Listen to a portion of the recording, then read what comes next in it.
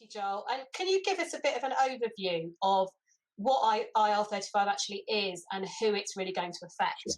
Okay. Yeah. So if there's anyone left who doesn't know, so IR35 is it's about people claiming to be in business for themselves or self-employed when actually the role that they're doing is that of an employee. That's the long and the short of it.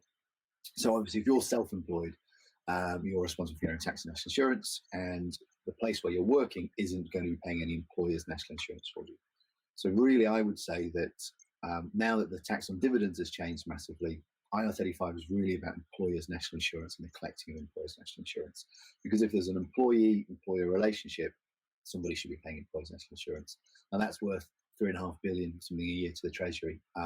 And so for years, the IR35 has been in place, but I recently heard that it was something like it costs, they would get back £30,000 for each individual company that they went after, but the investigation could end up costing them on average £38,000.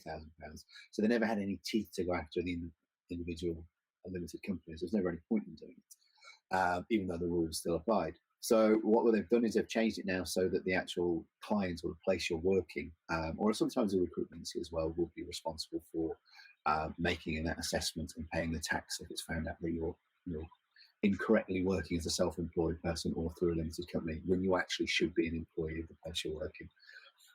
So we've obviously seen lots of places do big blanket bans, which HMRC have said should happen, but we have seen it happen. And then everybody else is now kind of, desperately trying to see whether they're inside or outside. Some people, it's really easy. Like 2 questions and you go, yeah, sorry, I'm an employee. Some people, it's, an hour and a half later and you're still going, maybe.